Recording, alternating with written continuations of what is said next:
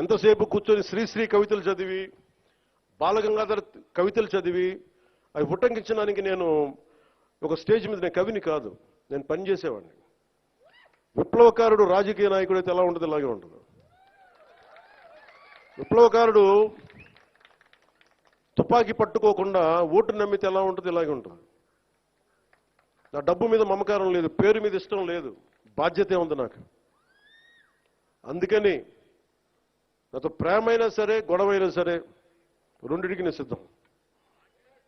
అందుకని దయచేసి నేను డబ్బుకు ఆశపడో పేరుకు ఆశపడో, నాకు భగవంతుడు కావాల్సినంత పేరు ఇచ్చాడు, అవసరమైనంత డబ్బు ఇచ్చాడు. నేను కోరుకుందల్లా మా నాన్న కష్టం చూశాను, నిజాయితీగా ఉంటే ఒక వ్యక్తి ఎలా నలిగిపోతాడో నేను చూశాను.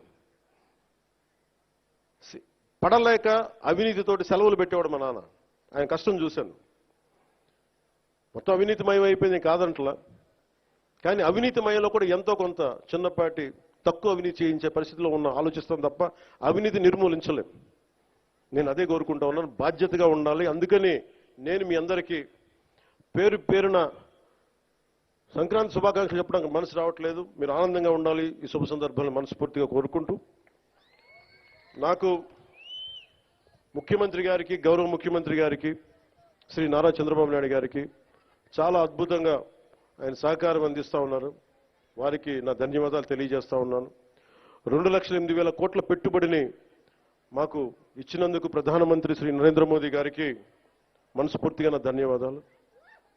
భారతీయ జనతా పార్టీ కార్యకర్తలకి, నాయకులకి, మహిళలకి, తెలుగుదేశం పార్టీ నాయకులకి, మహిళలకి, కార్యకర్తలకి, జన సైనికులకి, వీర మహిళలకి, ప్రతి ఒక్కరికి పేరు పేరున నా హృదయపూర్వక ధన్యవాదాలు. మీ అందరికీ శుభాకాంక్షలు తెలియజేసుకుంటూ మరోమారు అధికార యంత్రాంగం అందరికీ కూడా మనస్ఫూర్తిగా ధన్యవాదాలు తెలియజేసుకుంటా ఉన్నాను. ఒక్క నిమిషం కూర్చోండి. మీరు ఫస్ట్ అమ్మా, మీరు కూడా తెలుసుకోవాల్సింది ఏంటంటే అరవకండి, అక్కడి నుంచి మీరు అరవకూడదు, ఫస్ట్ వినాలి మాట. మనుషులు వస్తారమ్మా, మీరు ఒక్కళ్ళు కూర్చొని ఇద్దరిని ముగ్గురిని డిస్టర్బ్ చేయకండి. నేను మనుషులను పంపిస్తాను, మీరు అరవద్దు అక్కడి నుంచి. ఇంతమంది వచ్చారు, మీ ఒక్కళ్ళే కాదు ప్రాముఖ్యత, నేను మనుషుల్ని పేషెంట్ పంపిస్తాను. మీరు కూర్చోబెట్టి అక్కడి నుంచి అరవకండి, మనుషులను పంపిస్తాం. పిఠాపురం నుంచి చాలా అర్జీలు వచ్చినాయి. దాదాపు వచ్చిన అర్జీల్లో ప్రతిదీ పరిష్కరించాం.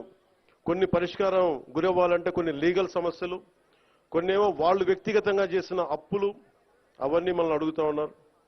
ఇలాంటివి కాకుండా సగటు మనకి ఏవైతే కష్టాలు ఉన్నాయో, మనకి ఫండ్స్ అన్నిటి దగ్గర నుంచి, నా వ్యక్తిగత ఫండ్స్ దగ్గర నుంచి ఇచ్చాను. ఇవన్నీ కింద పేషెంట్ నుంచి ఎవరైనా వెళ్ళి వాళ్ళతో మాట్లాడి అర్జీ అంటే తీసుకోండి. సో మీ అందరికీ మరోమారు ధన్యవాదాలు తెలుపుకుంటూ సెలవు తీసుకున్నాను. జై హింద్.